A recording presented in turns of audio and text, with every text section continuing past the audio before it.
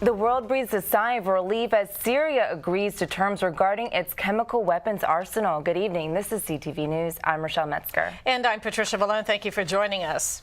While President Obama continues urging lawmakers to endorse military action in Syria, Syrian officials have accepted Russia's proposal to transfer control of the country's chemical weapons. French officials say they will draft a UN Security Council resolution to put the plan into effect. China and Iran have voiced support for that measure. The director of the Center for International Studies at the University of Maryland says the proposal satisfies the president's main justification for missile strikes.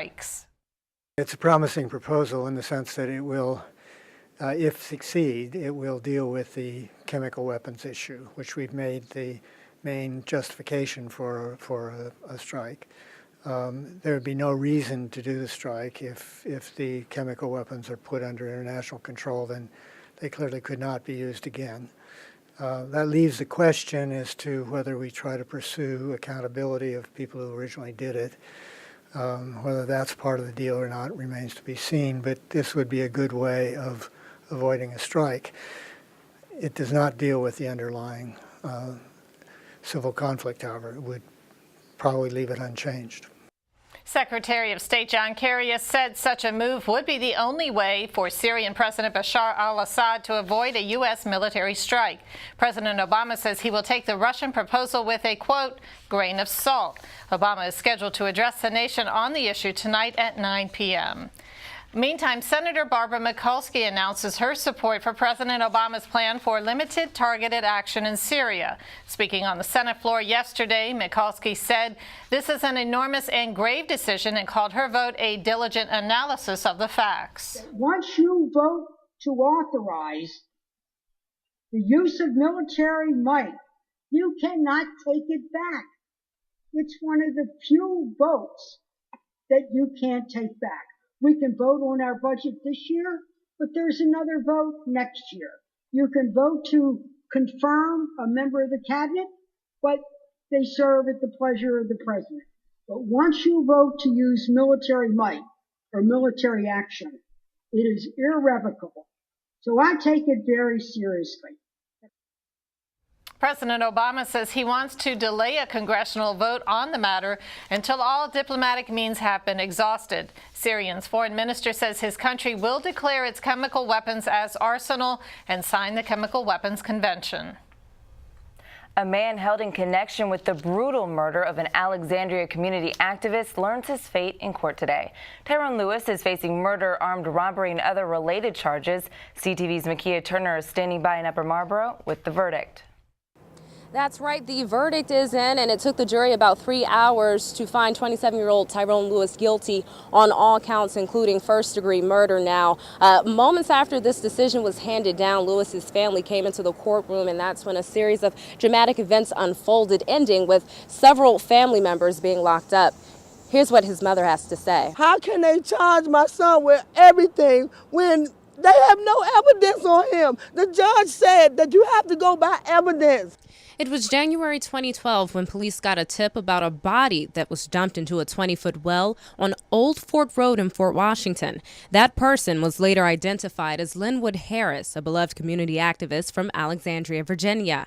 Prosecutors say Harris went missing in September of 2011, the same time that Lewis and 2 others kidnapped, robbed, and then shot Harris execution style on a vacant property in Fort Washington. Harris's wife was not available for comments after today's verdict, but Prince George's State's Attorney Angela Alsobrooks says the prosecution is satisfied. We are really pleased this afternoon to announce that a Prince George's County jury has returned a verdict of guilty in the case of Tyrone Lewis. He is a dangerous murderer. This was an especially heinous crime. As a result of this conviction, we expect that Mr. Lewis will face life without parole plus 140 years, and we are really satisfied. Unlike the prosecution, Lewis's mother isn't. I'm sorry that these people, loved one was killed, but just like Linwood Johnson took your husband or your family member's life, y'all just took my son's life. He's innocent. Lewis's mother tells us that the defense plans to appeal the case, and as for the prosecution, Lewis will be sentenced November 1st. From Upper Marlboro, I'm Makia Turner, CTV News.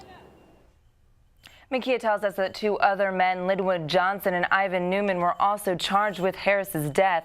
Johnson previously pleaded guilty to second-degree murder and will be sentenced next month. Well, we run errands to the store, to the post office, and other places every day. But for several people, a trip to the local pawn shop wasn't what they expected. They were allegedly held at gunpoint and robbed. Our Denise Douglas has their terrifying story.